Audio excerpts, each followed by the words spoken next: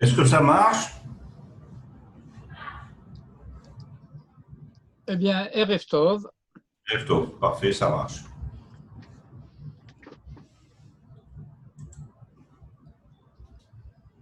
Ça marche à pied. Ça va. je bouge un peu. Voilà, c'est un peu mieux centré cette chose-là. Bon, j'attends que mon coiffeur sorte de prison. Il va bientôt falloir que je m'occupe un petit peu de cette arborescence. Bien, bah écoutez, on va commencer tout de suite. Nous étudions donc ce soir Parashat Shoftim, qui est une paracha qui contient les instructions de la Torah concernant ce qu'on pourrait appeler en français les 4 pouvoirs qui régissent la société hébraïque et qui sont le roi, le juge, le Kohen et le prophète, le Navi. Et nous avons à plusieurs reprises rappelé cet enseignement du Chafetz Chaim qui disait que les initiales de ces 4 pouvoirs, Meler, Shofet, Kohen et Navi, forment le mot Mishkan, et que c'est donc la structure même de l'organisation de la société hébraïque qui va constituer le sanctuaire au travers duquel la présence divine va être effective en Israël. Selon le verset de Parashat Trouma qui dit « V'shachanti betocham », à savoir en eux, et pas seulement dans le temple, pas seulement, il n'est pas écrit V'shachanti bo, et là V'shachanti betocham, non pas je résiderai en lui, le sanctuaire, mais je résiderai en eux, Israël. Et j'ai choisi pour notre étude de ce soir d'approfondir un petit peu, pas suffisamment, mais un petit peu malgré tout, les enseignements concernant ce 4e pouvoir qui est celui du prophète, de telle sorte de mieux comprendre peut-être, en tout cas c'est le vœu, ce dont il est question quand la Torah parle de prophétie et en tout état de cause, ce dont la Torah ne parle pas. Bon. Vous savez qu'en culture générale, la notion de prophétie est entendue, comprise comme révélation de l'avenir. Et la Torah va précisément insister sur le fait que ce n'est pas du tout de cela qu'il s'agit, bien qu'elle comporte aussi cette dimension. Mais ce n'est pas là sa dimension essentielle, ce n'est pas là sa dimension principale. Et donc, nous allons étudier quelques versets de la fin du chapitre 18, la deuxième moitié du chapitre 18, qui est consacrée plus particulièrement à ce sujet, au travers des versets de la Torah et du commentaire de Rashi d'une part, et d'autre part, nous verrons jusqu'où nous serons à même d'arriver, de quelques enseignements du Maharal de Prague tels qu'ils sont rapportés dans la première introduction qu'il a consacrée à son premier grand ouvrage, qui est Gvorot Hashem, c'est-à-dire le livre consacré à la sortie d'Égypte, puisque c'est essentiellement à partir de ce moment-là que la révélation prophétique commence à être active en Israël, au travers, bien entendu, de l'enseignement de Moshe Rabbeinu, de Moïse. selon nos habitudes, nous allons donc passer en mode partage d'écran et ce sera pour moi également l'occasion de dédier notre étude de ce soir à la mémoire de mon père, dont c'est la Haskara cette semaine, le deuxième jour du Rosh Chodesh Elul, c'est-à-dire le premier Elul, c'est-à-dire vendredi qui vient.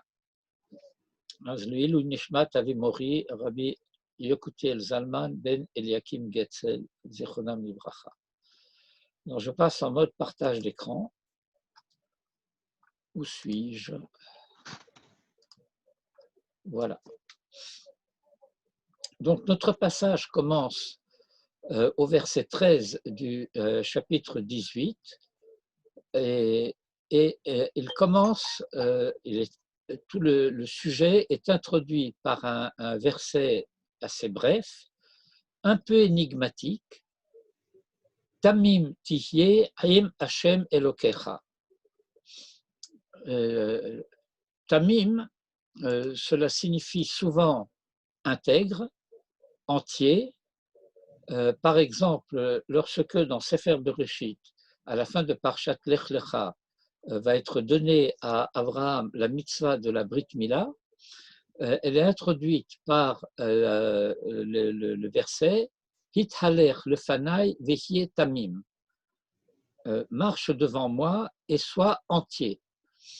Et ce vehie tamim, cette instruction va porter précisément sur la Brit Mila.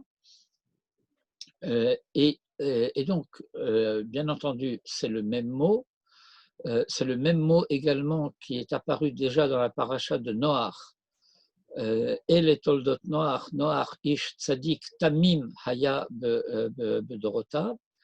Et donc, nous avons malgré tout à élucider un petit peu le sens du mot tamim autrement, puisque c'est de cela qu'il s'agit dans le verset, c'est cela la mitzvah qui est donnée ici.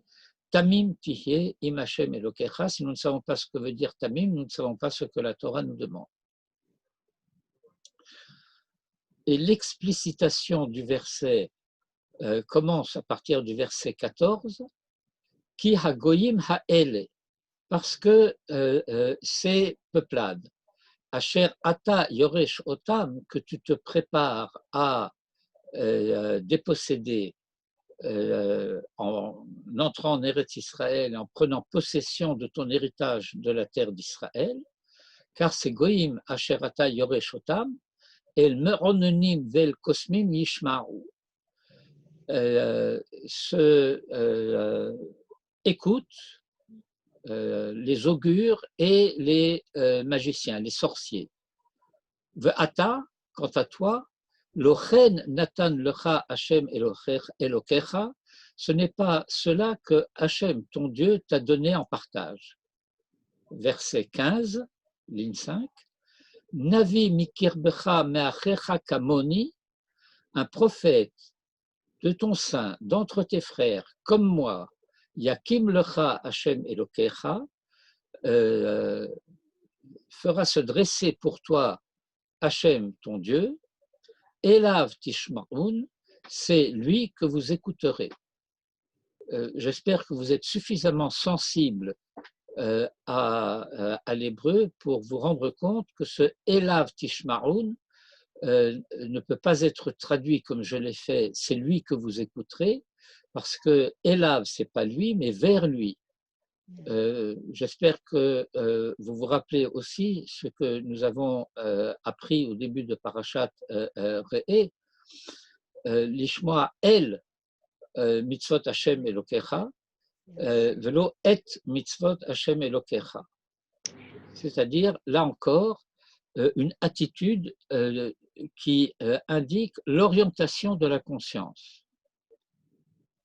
Verset 16, Tetzaïn, Kochol asher sha'alta me'im Hashem Elokecha bechorev. Pour accomplir tout ce que tu as demandé de Hashem, ton Dieu, au Sinaï, Chorev, c'est le mont Sinaï, Beyom HaKahal, au jour de l'assemblée, les morts, disant Lo osef lishmoa et kol Hashem Elokai, je ne pourrai plus continuer à entendre, sous-entendu directement, la voix de Hachem, mon Dieu, ve'et ha'esh ha'gedola hazot, et ce grand feu, lo ere'od velo amut, je ne supporterai plus de le voir, velo amut, pour ne pas mourir. Vayomer Hachem Elai, et à ce moment-là, Hachem m'a dit, Hetivu Asher Diberu, c'est bien ce qu'ils ont dit est bien. Navi Hakim Lahem Mikerev Achehem Kamocha, je ferai se lever pour eux d'entre leurs frères un prophète comme toi, Venatati Devarai Befiv, et je placerai mes paroles dans sa bouche, Vediber Alehem, et il leur parlera, et Kol Asher Atzavenu, tout ce que je lui ordonnerai.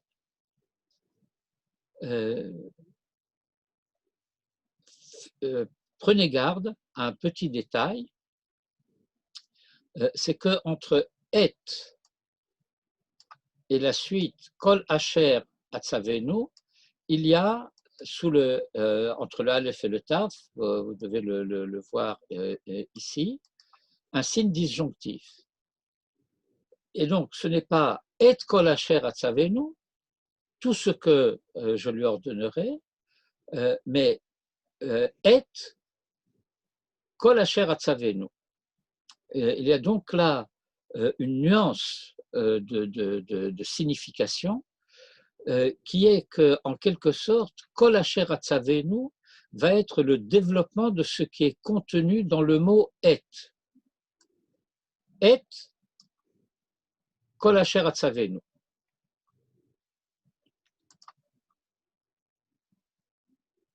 Nous aurions pu imaginer, par exemple, que le signe disjonctif ici soit déplacé sous Kol, et Kol Asher Atzavenu.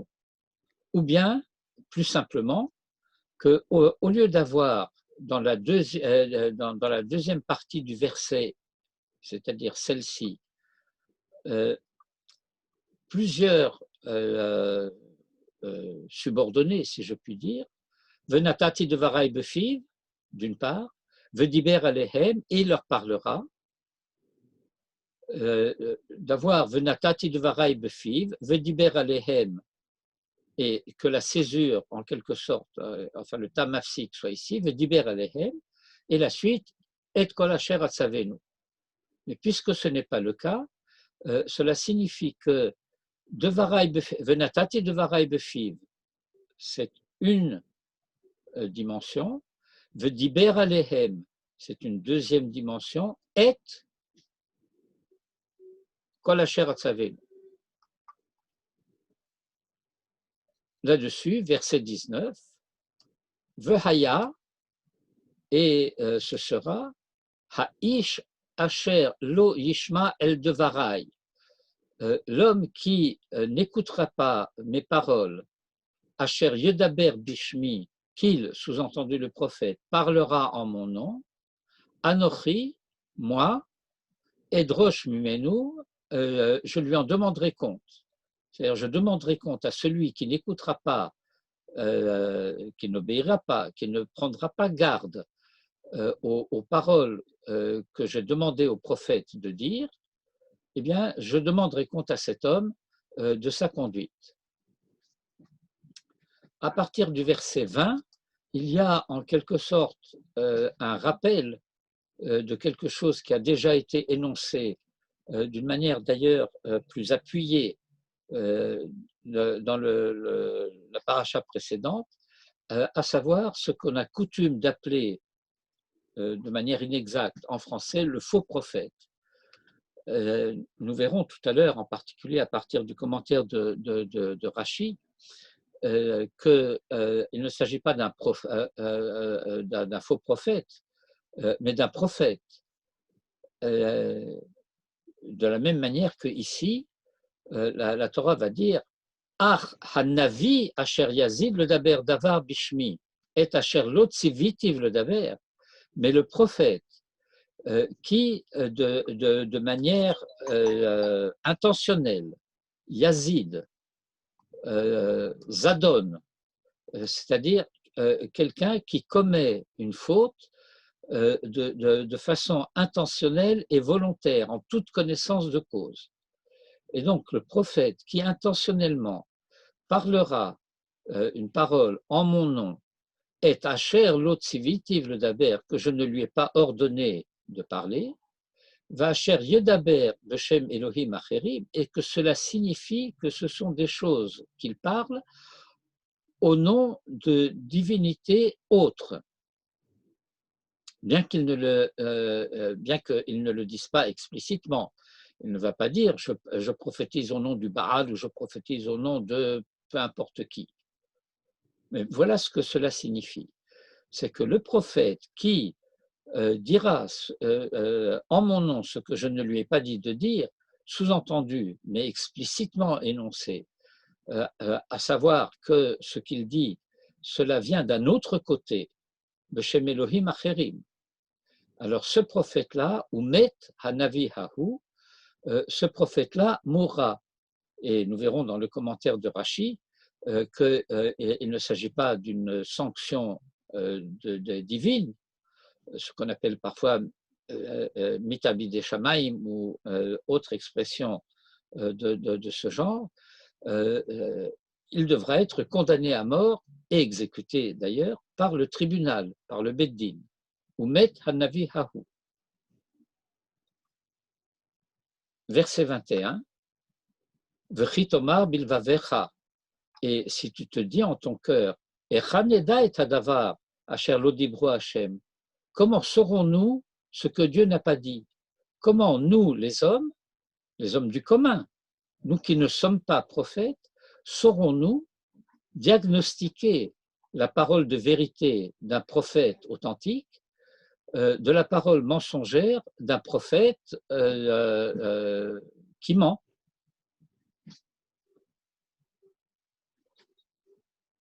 Verset 22, et dernier verset de notre passage, Asher yedaber hanavi b'shem Hashem, ce que le prophète aura dit au nom de Hashem, velo yihi hadavar velo yavo, et que cette parole, je traduis de manière approximative, un peu paraphrasée, et que cela ne se réalise pas, que cela ne se produise pas, que cette parole n'advienne pas,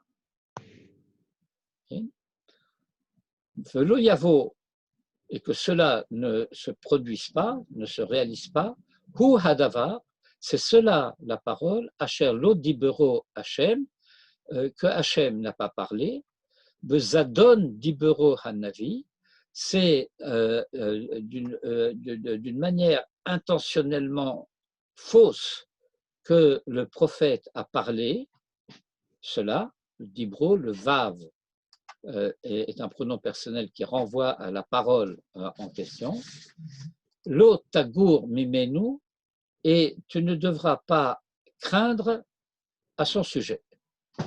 Tu ne devras pas littéralement avoir peur de lui, c'est-à-dire de le mettre à mort, parce que néanmoins, il a ce don de la prophétie. Et donc, vous voyez que centralement, dans tout ce passage, la Torah fait référence au fait que l'existence même des prophètes en Israël répond à ce qui avait été une demande d'Israël. Vous vous souvenez de l'enseignement classique qui dit que les deux premières paroles des Aseret Adibrot, que nous traduisons habituellement par les 10 commandements, ont été entendues directement par Israël, et que les 8 paroles suivantes ont été transmises par Moïse. Cela s'entend au travers de 2 enseignements essentiellement. L'un qui dit Anochi velo yihye mipi hagvura shamanu. Le premier commandement, Anochi Hashem Elokecha, et le deuxième commandement, Lo yihye lecha Elohim acherim, mipi hagvura shamanu. Nous les avons entendus de la bouche de la vaillance, de la bouche de la puissance. Je ne rentre pas dans les détails de ça, pourquoi on appelle la parole divine de cette manière-là à cet endroit, mais cela veut dire nous les avons entendus directement de la bouche de Dieu. Et la Torah va expliciter, après les 10 commandements, qu'il y a eu de la part d'Israël à ce moment-là un mouvement de recul, dirais-je,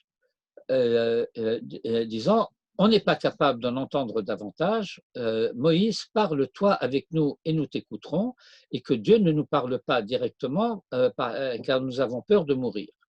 Et donc c'est à cela que fait allusion ici la Torah, que Moïse rappelle à Israël que selon tout ce que tu avais demandé de la part de Hachem ton Dieu au Sinaï, Beyom HaKahal, au jour du rassemblement, les morts, disant Lo osef lishma et kol Hachem Elokai, et je ne continuerai pas à entendre la parole d'Hachem mon Dieu, mais que cela signifie je ne suis pas capable d'en entendre davantage directement de sa part. Et ce grand feu, je ne le verrai plus, sous-entendu, je ne le supporte pas davantage, velo amut, et je ne mourrai pas, ça veut dire, je demande cela, de ne pas entendre directement et de ne pas voir directement, parce que, eh bien, je me rends compte que je risque la mort. Il y a, soit dit en passant, dans ce verset, un double rappel de la nature de ce qui se passe au moment de la révélation, une qui est la révélation de la parole divine, Lo osef lishmoa et kol Hashem Elokai, et le fait que cette révélation de la parole divine s'accompagne d'une révélation, d'une manifestation de la présence divine directe.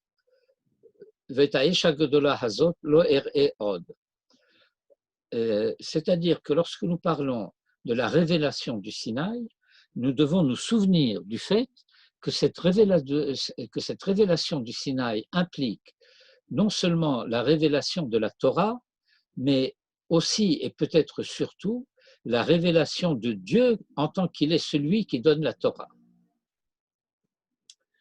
Et au verset 17 et 18, Moïse rappelle que Dieu a acquiescé à ce que Israël a demandé en disant « Hetivu asher diberu », eh bien, c'est bien ce qu'ils ont dit. Et c'est à ce moment-là que le verset 18 annonce le fait que eh bien, il y aura des prophètes. Qu'est-ce à dire? Eh bien, comme nous le savons, comme la Torah elle-même le raconte, à la fin du Sefer Devarim, la Torah nous raconte la mort de Moïse. Enfin, le fait que Moïse quitte la scène terrestre. Et après lui.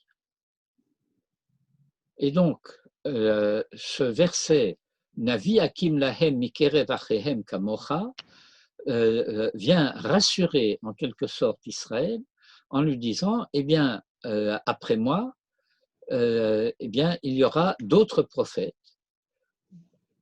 Il y aura à élucider en particulier le sens du dernier mot de cette première partie du verset, Kamocha, puisque nous savons l'Okam d'Israël que Moshe Od. Il n'y a plus eu en Israël de prophète comme Moïse. Et donc, qu'est-ce que cela veut dire? Je ferai se lever pour eux, d'entre leurs frères, un prophète Kamocha, comme toi, puisqu'il n'y aura plus de prophète comme Moïse. Venatati devarai befiv, et je placerai mes paroles dans sa bouche.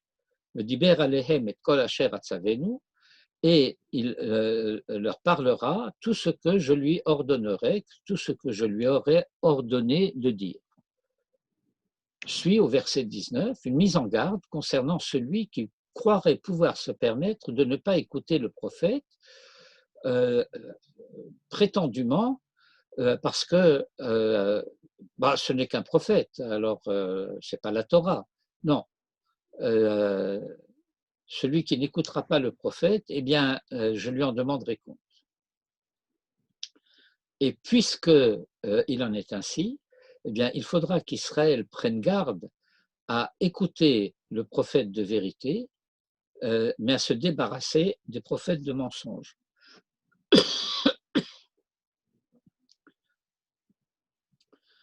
Il y aurait encore beaucoup à dire, ne serait-ce que pour élucider tel ou tel aspect des différents versets, au sens immédiat du pshat, avant même d'en arriver aux commentaires de Rashi. Mais comme je voudrais pouvoir arriver aussi un petit peu aux commentaires du Maharal et que je voudrais lire tout le Rashi concernant ce passage, eh bien, nous allons passer à Rashi. Rashi va commencer par le premier verset, vous vous rappelez, le verset 13, Tamim tihe im Hashem Elokecha. Que signifie Tamim tihe im Hashem Elokecha? Rashi paraphrase en quelque sorte. Hithaler imo betmimut ut tzapelo. Marche avec lui, bitmimut, et apparemment ça n'explique rien, puisque notre problème était de comprendre le mot tamim. Je proposerai une première traduction pour s'approcher un petit peu du sens, candidement, de manière candide, bitmimut, pas naïvement. Vous savez que parfois, souvent, trop souvent, le tam est désigné comme étant un naïf. Ça peut aussi vouloir dire cela. Mais même la Haggadah de Pessah, lorsqu'elle dit que Neged Arba Banim Dibra Torah, que la Torah parlait eu égard à 4 manières d'être fils, à 4 sortes de fils, Echad Racham, Echad Rasha, Echad Tam, Echad Sheno Yodea Lishol, eh bien, le Tam, ce n'est pas un simplet, c'est pas quelqu'un qui regarde le monde avec des yeux étonnés et qui ne comprend rien à ce qui se passe. Il y aurait beaucoup à dire sur le mazot qui est mis dans la bouche du tam. Qu'est-ce que ceci? Qu'est-ce que cela? De quoi s'agit-il?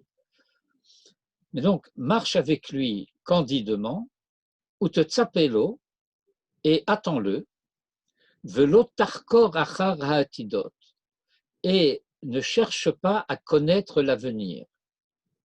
Et la kolma sheyavo alecha, mais tout ce qui t'adviendra, kabel bitmimut, accepte-le en toute simplicité, ve'az tichye imo ou le chelko, et alors tu seras avec lui et pour sa part.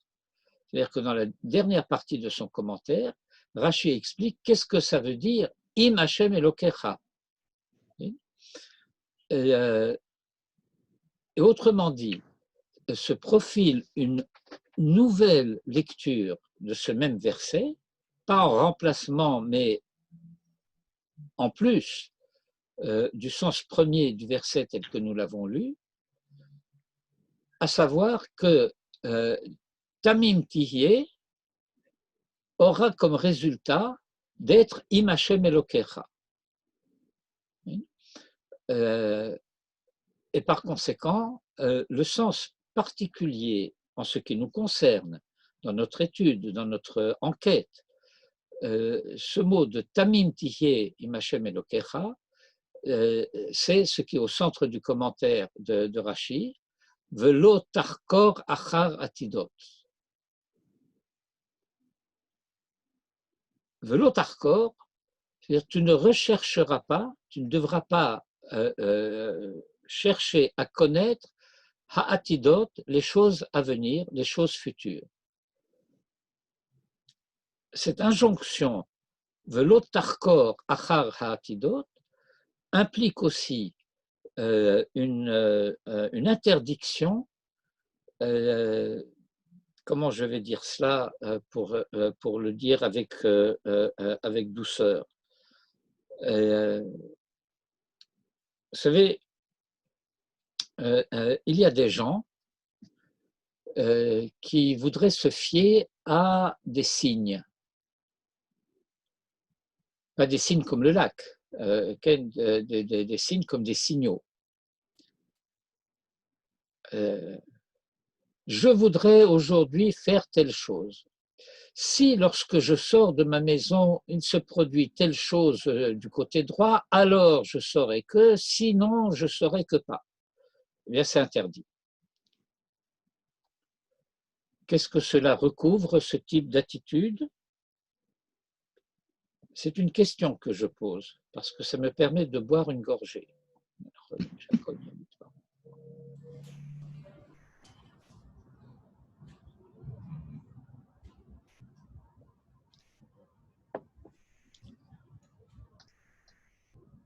Une abnégation de ma Je liberté. recouvre cette attitude qui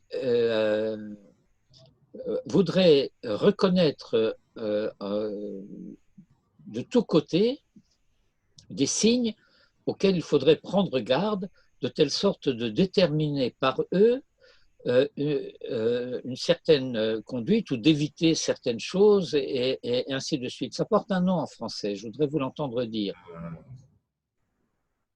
La superstition. Vous êtes bien silencieux les uns les unes et les autres. Superstition.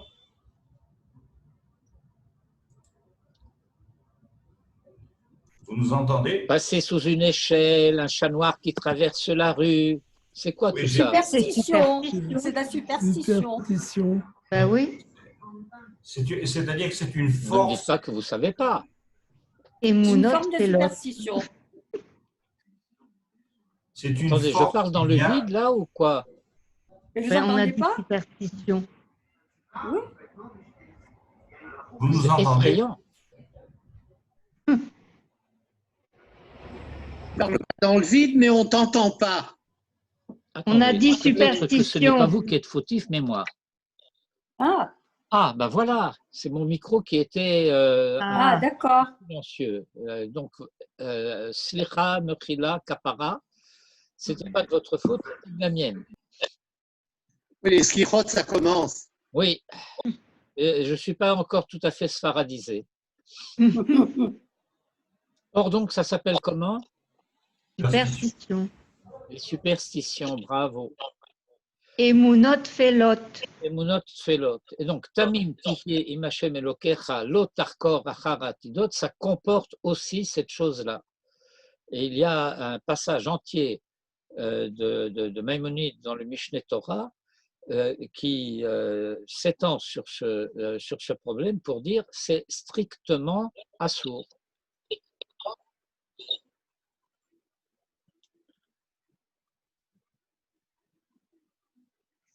Et la kolma sheyavo alecha, mais tout ce qui t'adviendra, kabel bit mimut, accepte-le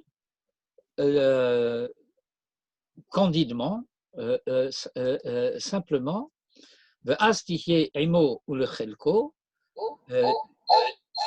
et alors tu seras avec lui et tu seras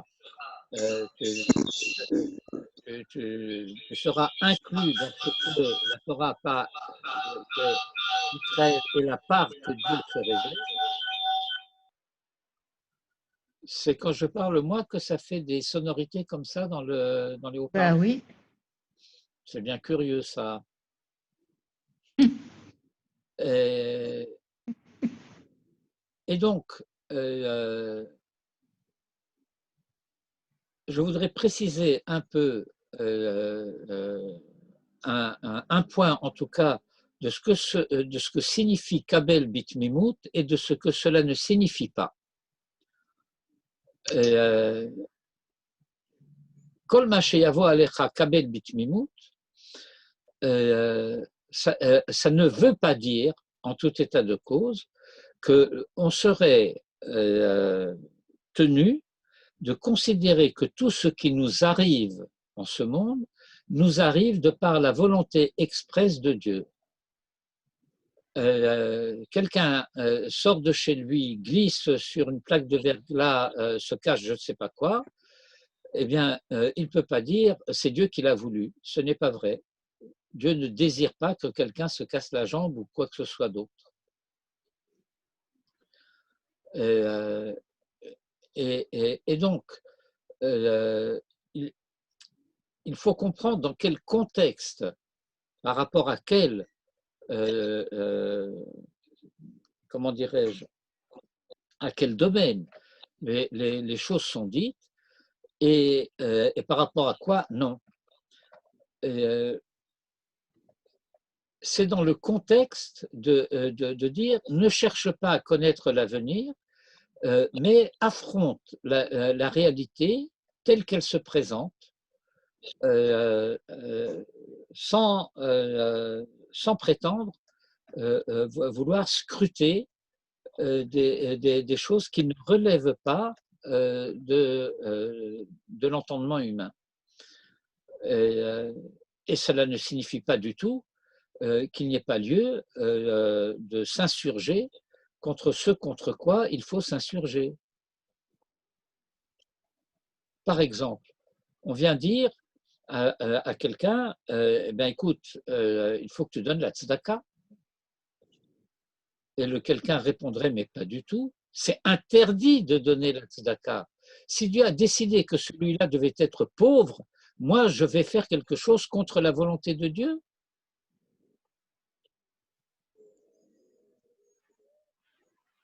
Quelqu'un, Khalila et Lo Alenu, est tombé malade. Interdiction d'aller chez le médecin, interdiction de prendre des médicaments. Dieu a voulu qu'il soit malade, eh bien, il faut accepter la sentence divine bon. Et par conséquent, vous comprenez bien l'absurde de ce genre d'attitude. Ce n'est pas du tout de cela qu'il s'agit. Est-ce que c'est suffisamment clair? Là, du coup, ce n'est pas mon micro ou mon haut-parleur. Oui, très clair, très bien.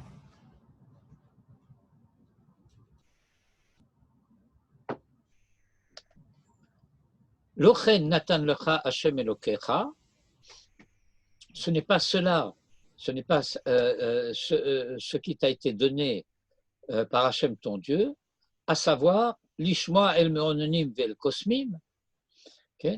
À savoir d'avoir à interroger, à écouter des augures. Les merononymes, ce sont ceux qui vont scruter la marche et la forme des nuages.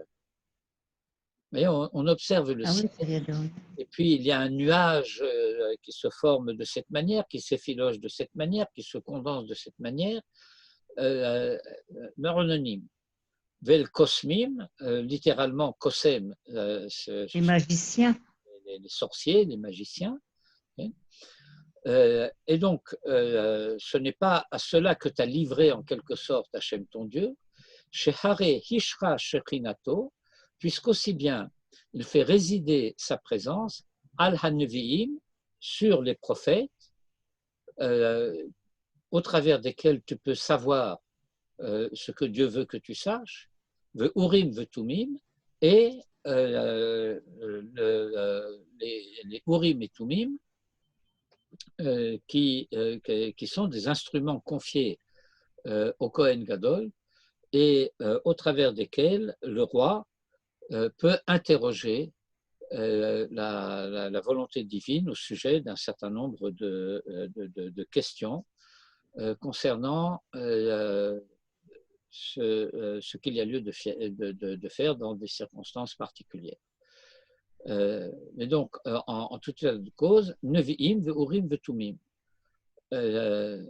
Et donc, cela revient en quelque sorte en retour sur ce qui a été dit dans le verset précédent, Ithalerimo bitmimut, tu marcheras avec lui candidement, sans chercher à connaître l'avenir, mais cela ne signifie pas que le cas échéant, eh bien, il y aura la possibilité de savoir ce qu'il y a lieu de faire.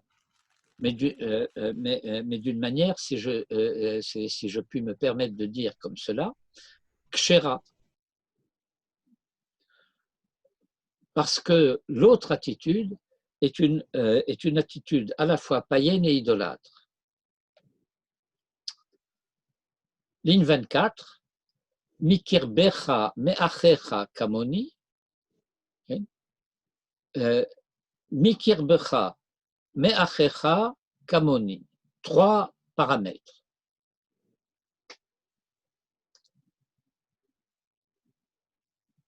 Mikirbecha me'achecha, Rashi explique, paraphrase le dire de Moïse, que Moshe ani mikirbecha me'achecha, de même que je suis moi mikirbecha, de dedans toi, me'achecha, d'entre tes frères, yakim lecha tartai, il fera se lever à ma place, et ensuite, vechen, minavi le navi, de prophète à prophète.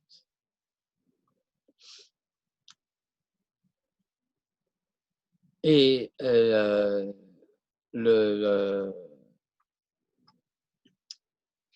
sens de kamoni est explicité encore par d'autres commentateurs. Il y a en tout cas un de ces enseignements que je vais énoncer ici, à savoir kamoni, de même que ce que je viens, moi, dire au nom de Dieu, c'est la Torah et les mitzvot.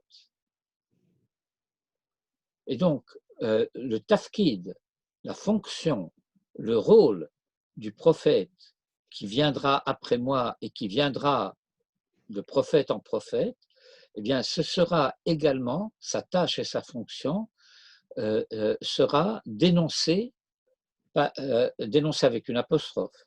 Il s'agira de dénoncer ce qu'il faut dénoncer et d'énoncer ce qu'il faut énoncer. Quoi? Torah et mitzvot. Mais étant donné qu'après Moïse, aucun prophète n'a le droit d'ajouter ou de retrancher quoi que ce soit, ainsi le Maharal le rappellera tout à l'heure, que dans le traité de Megillah, le Talmud dira il y a eu 48 prophètes et 7 prophétesses qui ont prophétisé pour Israël, et aucun d'entre eux n'a retranché quoi que ce soit à la Torah, ni y a ajouté quoi que ce soit, à part la lecture de la Megillah. Et donc c'est ça que veut dire Kamoni. Un prophète n'a pas le droit de rajouter ou de retrancher une mitzvah de la Torah, mais son discours vise à expliciter à chaque fois que cela s'avère nécessaire ce que la Torah demande et ce que la Torah interdit.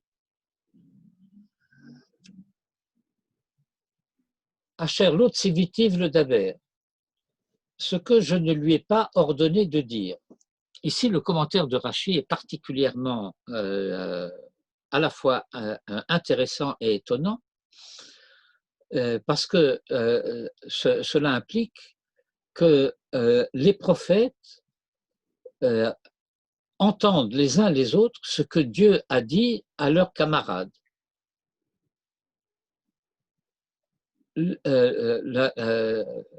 la prophétie des autres prophètes contemporains leur est connue. Mais lorsque Dieu a dit à tel prophète, voilà ce que tu vas aller à dire, un autre prophète n'a pas le droit d'aller le dire. Asher lo tzivitiv le daber, que je ne lui ai pas ordonné de parler, aval tzivitiv la chavero, mais que j'ai ordonné à son camarade. Et donc, il ne s'agit pas seulement de quelque chose qui n'est pas une parole de vérité, mais cette parole de vérité n'est pas la sienne. Autrement dit, la même parole dite par tel prophète n'a pas nécessairement la même tonalité, la même signification, la même valeur que le même dire énoncé par un autre prophète. Ça vaudrait la peine une fois d'étudier cette notion-là de manière beaucoup plus approfondie. Mais je me contenterai pour l'instant de dire la même parole n'a pas le même sens selon celui qui le dit. Est-ce que vous comprenez ce que cela implique? Oui. Je me souviens de Manitou racontant une blague en parlant de ce sujet. Il parlait d'une illustration qui montrait un bébé assis un peu dans la position du lotus, comme ça, assis avec sa couche, l'air très sérieux. Et en légende, il était écrit « Ah, mes enfants, la vie ». Alors, quand un vieillard dit « Ah, mes enfants, la vie », alors cela a un sens. Quand on attribue cette parole à un enfant, eh bien, au mieux, c'est de l'humour. Et ça n'a pas du tout le même sens. Et donc, Asher Lotzivitiv le Daber, que je ne lui ai pas ordonné de dire, bien que j'ai pu ordonner à un autre prophète de dire cela. Mais ce n'est pas sa prophétie. Cette parole ne lui appartient pas.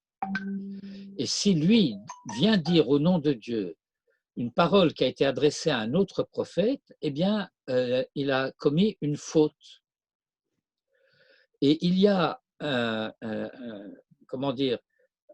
une autre dimension à cette situation qui est énoncée par Rashi dans son Pérouche sur la suite, ligne 27, Va Asher Yedaber Beshem Elohim Acherim. Et une parole qu'il aurait dite au nom de divinités autres.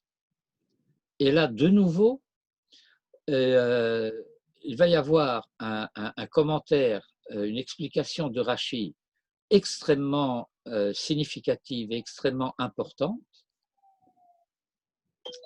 Afilu kiven et halacha, même si dans ce qu'il dit, il est conforme à la halacha de la Torah de vérité, le essor et ha'asur ou le hatir et ha'mutar, d'interdire ce qui est interdit et de permettre ce qui est permis, mais il ne n'interdit pas et il ne permet pas au nom de la Torah, mais au nom de quelque chose d'autre. Et donc la vérité de la parole prophétique ne dépend pas seulement de quelque chose qui serait en quelque sorte une vérité intrinsèque, mais de la même manière que, ligne 26, il a dit quelque chose qui ne lui appartenait pas, c'était une parole prophétique qui appartenait à un autre prophète. Dans le cas présent, Vacher Yedaber Beshem Elohim Acherim, dirait-il même une vérité au sens que c'est interdit. Mais pourquoi c'est interdit? Parce que telle divinité l'interdit. Et pourquoi c'est permis? Eh bien, c'est parce que telle divinité le permet. Je vais donner un exemple un petit peu lointain. mais de telle sorte d'illustrer un petit peu cette chose-là. Je vais donner deux illustrations, une plus, comment dirais-je, plus timide et une autre plus virulente. La première, quelqu'un qui serait en train de commenter un verset de la Torah énonçant une certaine halakha, une certaine loi, l'obligation d'une certaine conduite, et qui estimerait utile de dire, d'ailleurs, dans le code de Hammurabi, on retrouve, il peut y avoir effectivement des analogies, il peut y avoir toutes sortes de choses qui font que, non seulement chez nous, mais aussi chez d'autres, on a dit cette chose-là. Mais si je l'écoute parce que ça a été dit par d'autres, alors ce n'est plus la parole de la Torah. Est-ce que c'est suffisamment clair, cette notion?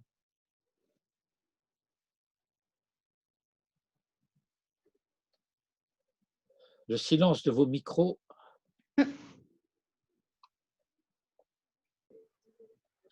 voyez, au début de la paracha de Mishpatim, c'est parce que c'est lié à des circonstances différentes?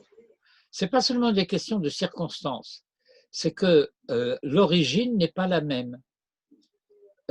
En quelque sorte, lorsque je pratique une mitzvah, lorsque je réalise une mitzvah, je ne réalise cette mitzvah en tant que telle que dans la mesure où je la réalise en tant que commandement venu de Hachem. Lorsque, avant de faire une mitzvah, je dis Asher kiddeshanu b'mitzvotav v'tzivanu, si la raison pour laquelle je fais ce que je fais, ce n'est pas parce que Dieu me l'a ordonné, ce n'est pas une mitzvah que je fais, même si j'accomplis de manière stricte et exacte toutes les prescriptions de la halakha concernant cette conduite. Et donc j'ai fait quelque chose, mais ce n'est pas une mitzvah.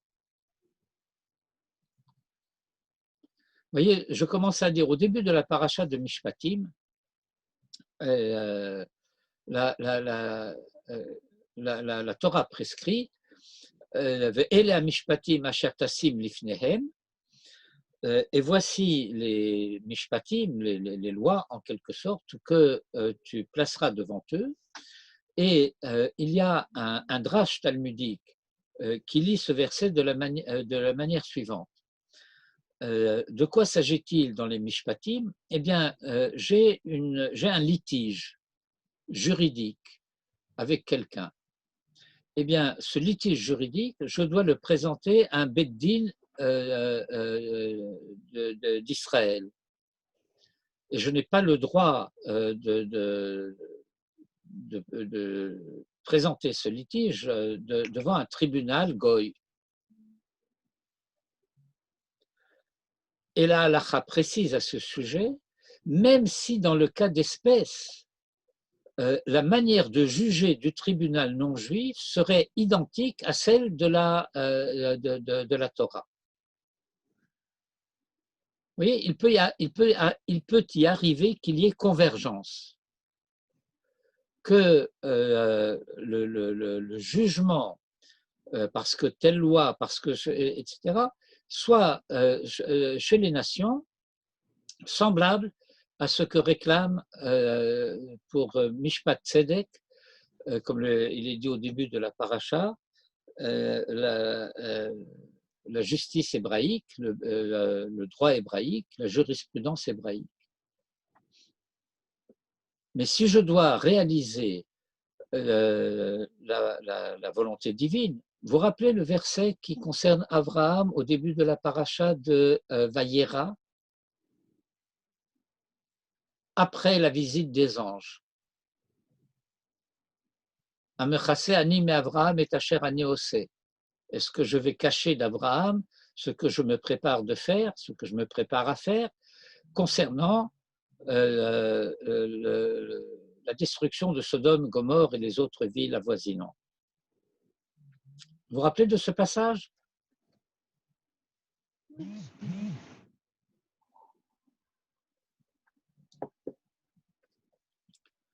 Bon, ben, on va aller l'interroger, le passage en question.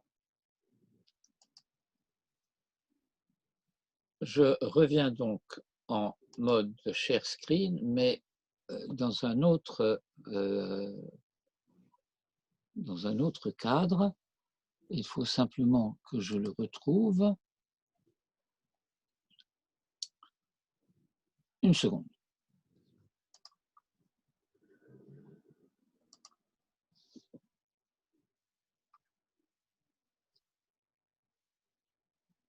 Ah, bon, attendez, je vais vous amenuiser un petit peu parce que ça gêne ici. Bereshit. Alors, je crois que c'est le chapitre 14.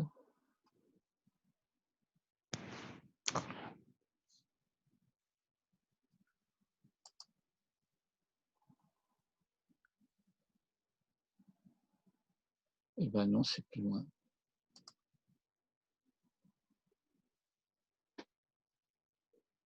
Non, ben non, c'est pas plus loin, c'est avant.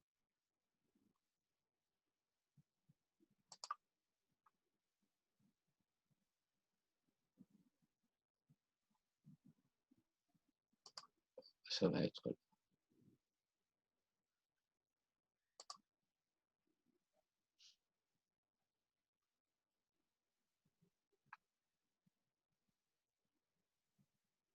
Eh bien, c'est encore un peu plus loin, c'est 18.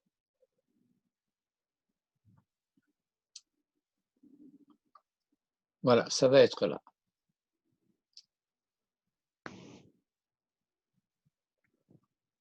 C'est à partir d'ici.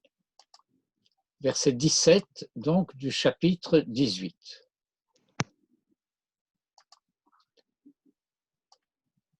Vachem Amar. Et Dieu dit, Hamechase ani me Avraham asher ani ose. Est-ce que je vais cacher à Abraham, d'Abraham, ce que je fais? Abraham, or, Hayo Yihye le Goy Gadol ve'atzum est destiné à être une nation grande et puissante. Venivrechuvo kol goye haaret, et seront bénis en lui toutes les nations de la terre. Qui darative, parce que je l'ai connu, ça veut dire je l'ai élu, si vous voulez, je l'ai choisi. Le Maran Asher Yetzave et Banav et Beto Acharav, afin qu'il instruise, qu'il ordonne, mais qu'il instruise ses fils et sa maison après lui, Veshamru Derech Hashem, et ils garderont la voie de Hashem, Larasot Tzedaka ou Mishpat, pour réaliser la justice et le droit. Le man Havi Hashem al Avraham est Asher Diber Elav, afin que Dieu réalise pour Abraham ce qu'il a annoncé à son sujet. Et donc, voilà quel est le tafkid, en quelque sorte. Voilà ce que Abraham lègue à Israël, à ses fils et à sa maison après lui, ce en quoi consiste Shamru Derech Hashem, de garder, de préserver la voie VOIE de Hashem, Larasot Tzedaka ou Mishpat. Et donc, si ce Tzedaka ou Mishpat ne relève pas de Derech Hashem, mais d'un autre Derech, même s'il peut être parallèle à celui-là, eh bien, je ne suis plus dans la ligne héritée d'Abraham, d'Isaac et de Jacob. Je ne suis plus en train de réaliser le projet des patriarches. Je reviens à notre texte.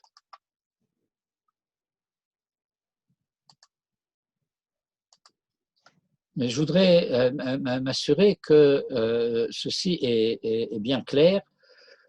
Ces deux instructions qui sont complémentaires, à savoir, tu pourrais croire, cher Lotzivitiv le Daber, il dit n'importe quoi, va cher Yodaber Beshem Elohim Acherim, et il parle au nom de divinités étrangères, et par conséquent des choses qui ne me concernent pas. mais il faut être plus précis. Même si dans ce qu'il dit, je reconnais que cela correspond à ce que la Torah dit. Mais voilà, ce n'est pas au nom de la Torah qu'il l'a dit. Il a dit au nom d'une autre valeur, d'une autre vertu. Donc ceci était le premier point dont je vous disais que je le dirais d'une manière d'abord un peu gentille, disons, un peu timide. Mais je vais le dire d'une manière beaucoup plus critique. J'ai entendu, jadis, dans une émission de la télévision française, un dimanche matin, La source de vie. Une émission consacrée à la cacheroute. Et dans cette émission consacrée à la cacheroute, on expliquait qu'il y avait une dimension diététique aux lois de la cacheroute.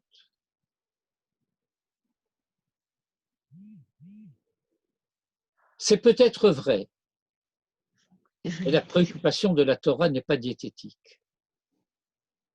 Et donc, partir du principe que pour certains, cela peut être important, parce que cela va conforter pour certains l'idée, peut-être qu'il faudrait que je mange cachère.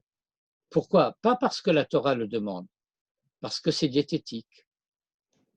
Eh bien, c'est induire les gens en erreur.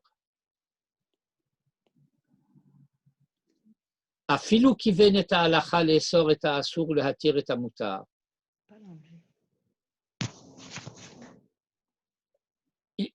Il ne s'agit pas de, comment dirais-je, de justifier une mitzvah de la Torah par quelque chose qui est extérieur à la Torah.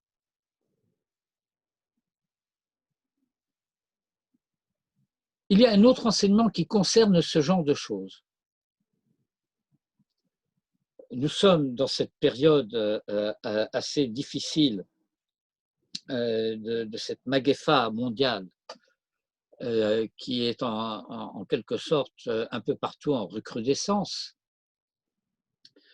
Et puis voilà que certains croient pouvoir s'autoriser, certains dans des milieux qui a priori sont supposés être des milieux respectueux de la Torah, okay, croient pouvoir s'autoriser de je ne sais quoi pour ne pas tenir compte des directives du ministère de la Santé ou des autorités compétentes, etc. Or, une telle conduite est interdite par la Torah.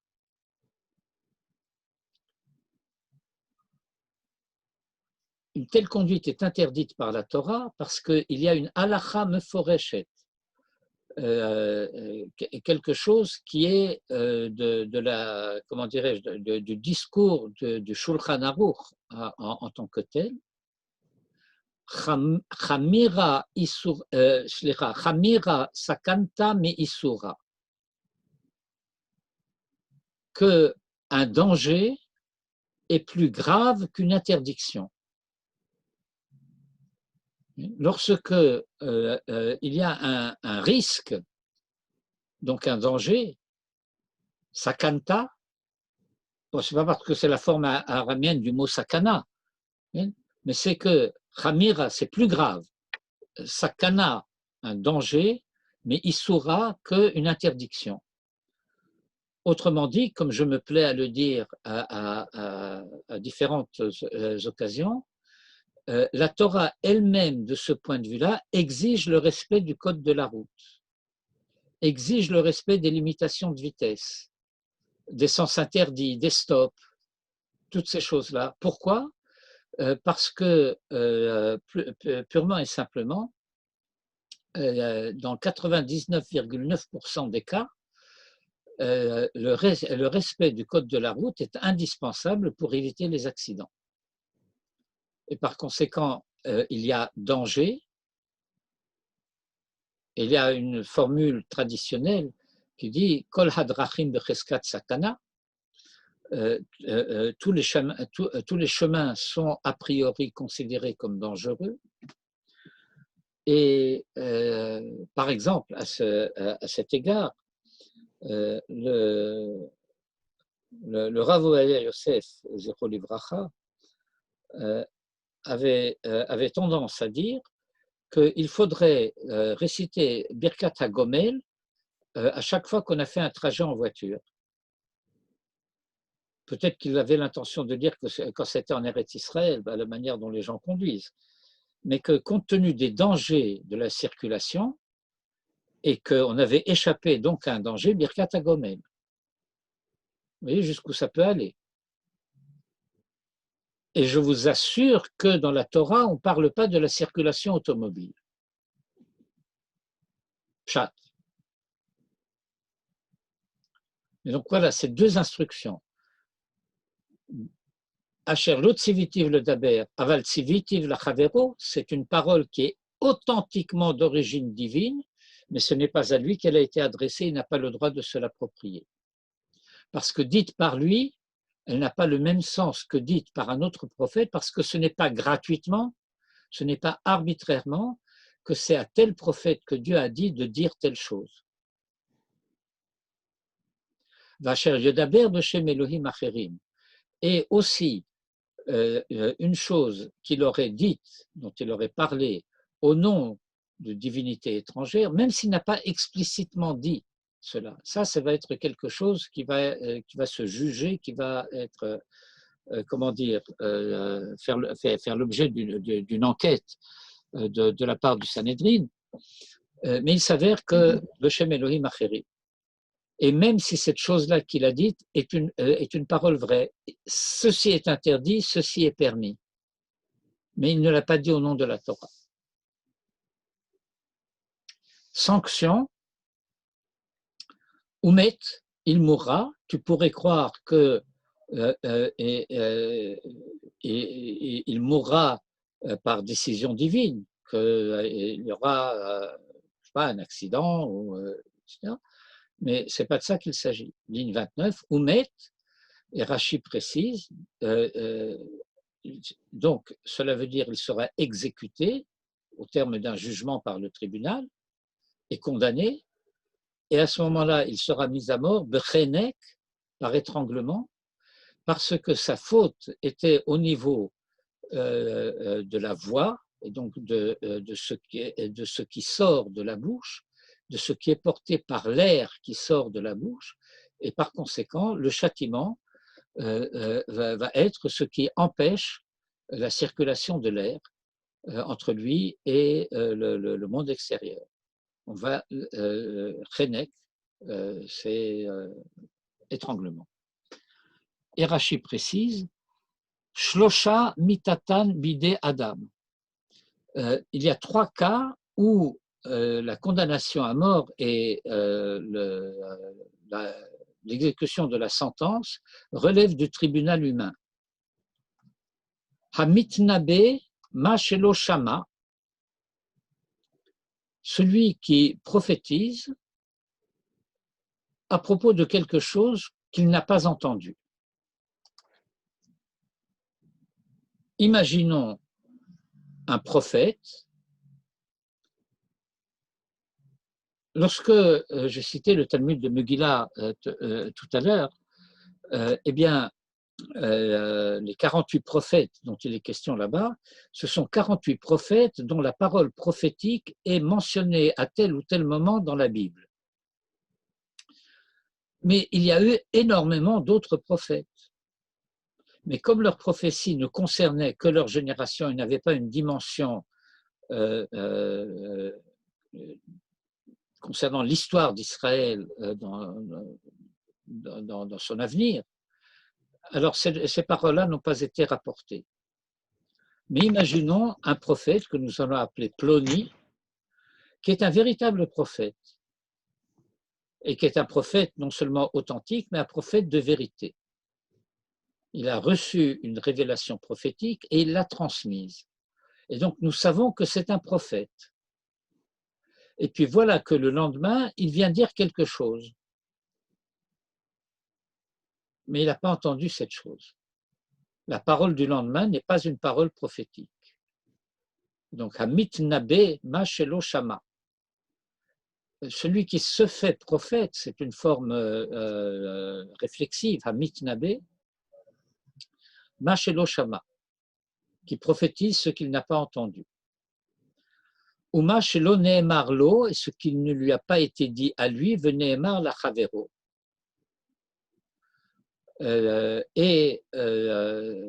Celui qui prophétise une parole qui ne lui a pas été dite à lui, mais a été dite à son voisin, à son prophète d'ami.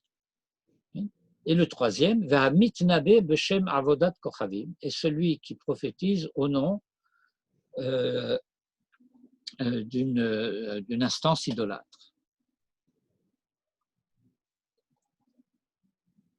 Il relève de la responsabilité du tribunal de condamner ces prophètes-là à mort. Aval, mais il y a d'autres cas. Hakovesh et nevuato, un prophète qui refuse de prophétiser. Dieu s'est adressé à lui et lui a dit « va dire », et il ne dit pas. Ou bien il ne dit pas tout. Il cache certaines choses. Hakovesh et nevuato, ça veut dire il retient sa prophétie. V'ha'over al divrei navi, et celui qui transgresse la parole du prophète. Donc le premier cas concernait le prophète. Ha'over al divrei navi, ça ne concerne pas le prophète, mais ça concerne le public.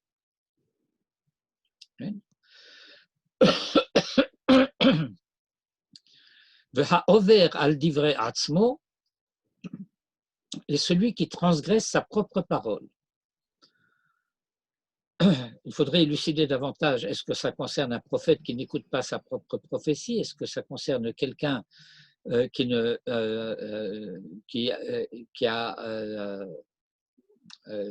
s'est engagé à faire quelque chose et ne le fait pas? C'est un sujet d'étude pour lui-même. Ceux-là, ces trois derniers, mitatan bidei shamaim, leur mort est entre les mains de Dieu. Chez Nehemar, Anochi edrosh me'imo, c'est moi qui le réclamerai de lui. Et puis ensuite, il y a, si j'ose dire, dans le commentaire de Rashi, silence radio sur tout un ensemble de versets à propos desquels il ne dit rien. Et il reprend beaucoup plus loin, à partir du verset 21, ligne 14, Vechi tomar bilvavecha, cette anxiété, cette angoisse que nous pouvons éprouver en nous demandant, mais moi je ne suis pas prophète, comment je vais savoir? Moi, le Bédine, comment saurons-nous si c'est Dieu qui a parlé ou si ce n'est pas Dieu qui a parlé? Dans la paracha précédente, il y a un passage extrêmement complexe, difficile à étudier, à plus d'un titre, qui dit, eh bien, s'il se lève un prophète de mensonge etc., et qui fait des signes et des prodiges, mais qui te dit de ne pas faire ce que la Torah dit de faire ou de faire ce que la Torah ne dit pas de faire. Eh bien, tu ne l'écouteras pas, tu le mettras à mort. Et donc, pourquoi cet homme-là a-t-il le pouvoir de faire des signes et des prodiges? Alors la Torah continue là-bas, c'est parce que Dieu te met à l'épreuve. C'est extraordinairement difficile. Est-ce que Dieu tend des pièges aux hommes? Il est écrit dans la Torah, dans cette Torah que Dieu lui-même pratique, Bifnei hiver lotiten mirchol. Tu ne dresseras pas un obstacle sur le chemin de l'aveugle. Et on explique, dans un domaine où quelqu'un est aveugle, tu ne lui donneras pas un conseil nuisible. Et donc, a priori, mettre quelqu'un à l'épreuve dans une situation dans laquelle il n'a pas les moyens de surmonter cette épreuve, ce serait extraordinairement méchant de la part d'une divinité de ce genre. Bon, ce n'est pas notre sujet ce soir, d'élucider ce que signifie là-bas « Dieu vous met à l'épreuve ».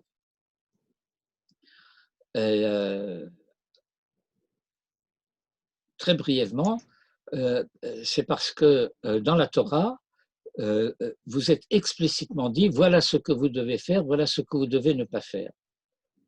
Les 613 mitzvot qui ont été dites nous permettent de savoir exactement ça c'est ce que Dieu veut et ça c'est ce que Dieu ne veut pas. Et par conséquent, si un prophète vient dire autre chose, eh ben nous avons les critères pour pouvoir juger, c'est ça que ça Dieu ne l'a pas demandé. Et donc ici, Rashi va expliciter, en donnant des exemples venus de la Bible elle-même, si tu te demandes comment saurais-je ce que Dieu a dit et ce que Dieu n'a pas dit. Atidin atem lomar. Il arrivera un temps lorsque se présentera Hanania ben Azur, un personnage qui apparaît dans le livre de Jérémie au chapitre 27. Et ce Hanania ben Azur va prophétiser en public et il va dire Hine que les bet Hashem mushavim mi bavela ata mehera. Voilà très bientôt les objets de culte qui ont été emportés par Nabucodonosor et ses armées à Babel vont être ramenés bientôt. Yirmiyahu omed vetzoveach. Et Jérémie se lève et clame, hurle. Donc voilà, ce verset-là, c'est dans Jérémie 27, 16. Et 3 versets plus loin, au verset 19 et les versets suivants, Jérémie clame et crie et met en garde El ha'amudim ve'al hayam ve'al yeter hakelim shelo galou im Yechonia bavela yuv'u im galut tzidkiyahu. Je ne rentre pas dans les détails, mais il y a une illustration. Voilà ce que le faux prophète, vous mettez faux entre guillemets parce que le mot faux est faux. Hanania ben Azur est un mensonge, et voilà que Jérémie, connu pour être un prophète authentique, dit le contraire. Eh bien, tu n'as pas le droit. Alors là, comme ça, tu vas savoir, si tu te posais la question de savoir, mais lequel des deux dit vrai?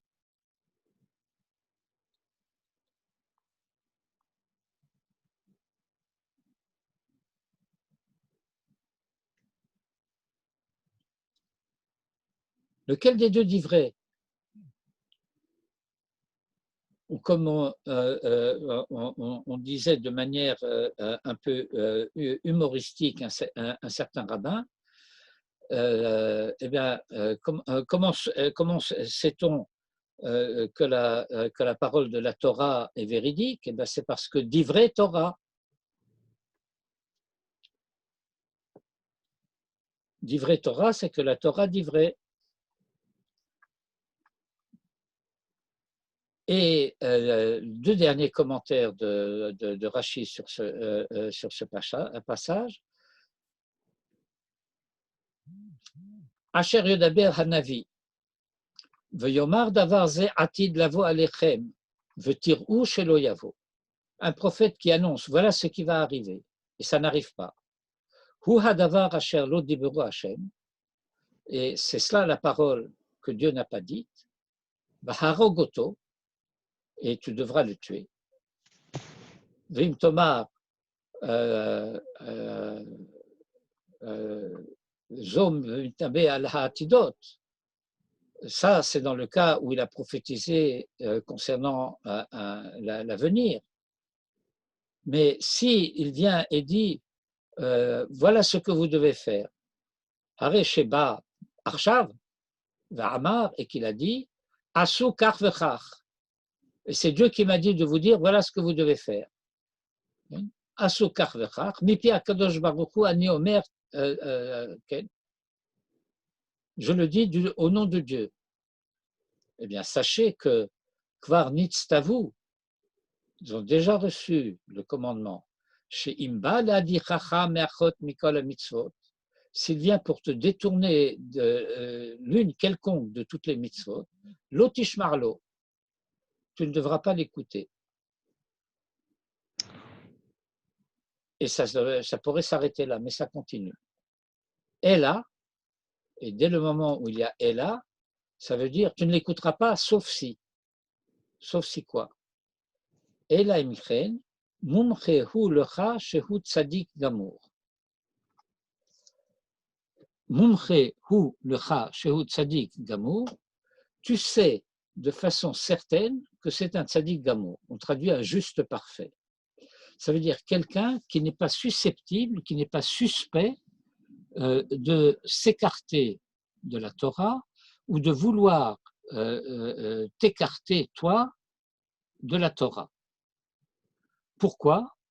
Eh bien, parce que nous avons un principe de la halacha concernant quelque chose qui s'appelle Hora'at Sha'a, une instruction ponctuelle. Et c'est une halacha. Et c'est une halacha qui est valide même concernant les poskim, c'est-à-dire pas seulement les prophètes, mais aussi les rabbins.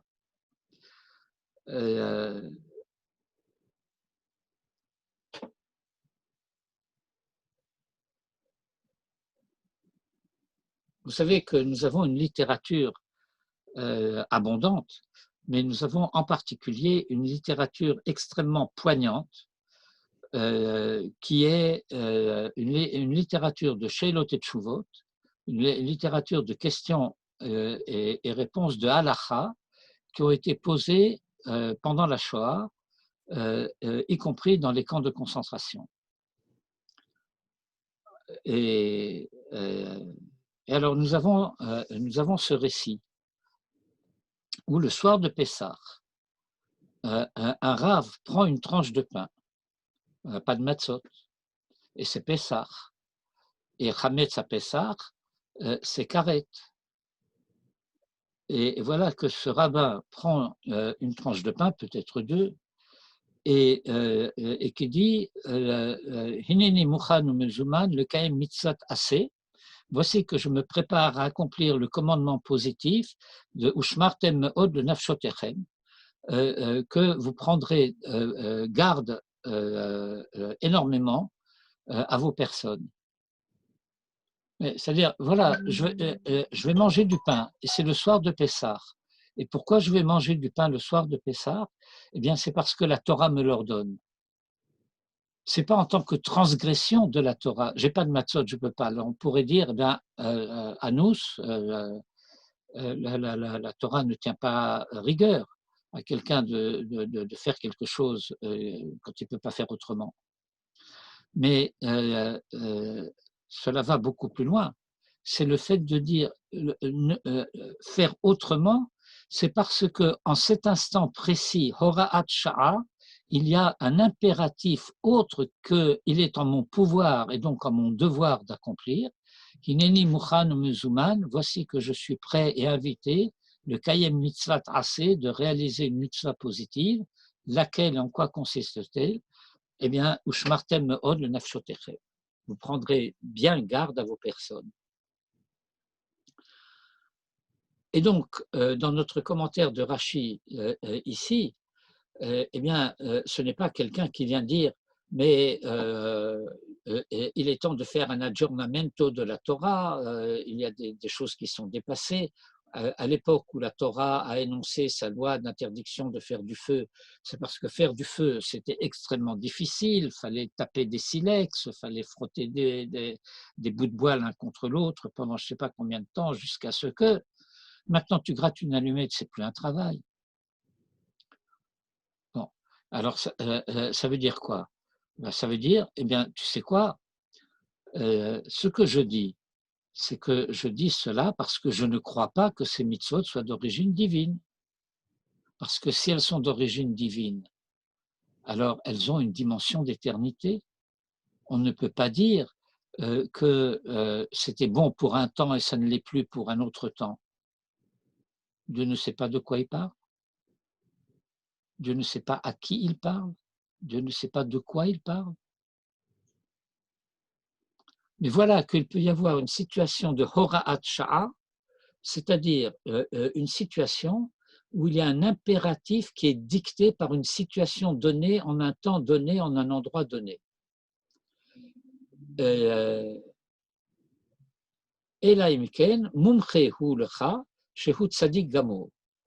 Tu sais de façon certaine qu'il s'agit d'un juste parfait. Par exemple, que gon Eliyahu behar Carmel. Que fait le prophète Élie au mont Carmel? Vous connaissez, c'est une histoire célèbre, où il va confronter les prophètes de Baal, il va construire un autel, et il va... bon. Or, à cette époque-là, il est déjà interdit de construire des hôtels. Pas des hôtels 5 étoiles, hein. Et il ne s'agit pas de Nof HaCarmel ou de Dan HaCarmel, etc. L'époque du prophète Élie est postérieure à Salomon. Le temple de Salomon existe à Jérusalem. Et donc, il est interdit d'offrir des sacrifices partout ailleurs. Et voilà que Élie va faire un sacrifice au mont Carmel. Kegon Eliyahu behar Carmel shehikriv babama bishat isur abamot que des ligdor et Israël. Afin de ramener Israël qui s'adonnait à l'idolâtrie parce qu'il était envoûté par les prophètes du Baal, et donc pour briser cet envoûtement, le prophète Élie va faire quelque chose d'interdit. Et cet interdit va être sanctionné par Dieu puisque le feu du ciel va descendre et consumer l'Holocauste et l'autel et l'eau que le prophète Élie a versée, asséchant tout, de telle sorte de montrer que c'est Élie qui est le vrai prophète. Et tout le peuple va s'écrier Hashem Hua Elohim.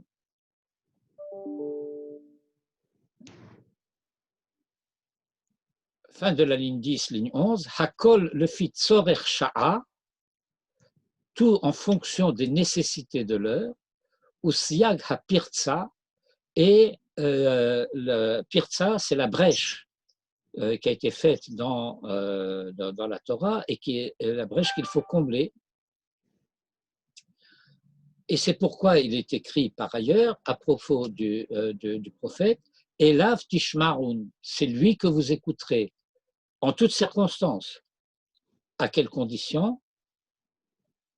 Elaimken mumchehu lecha shu tzadik gamur.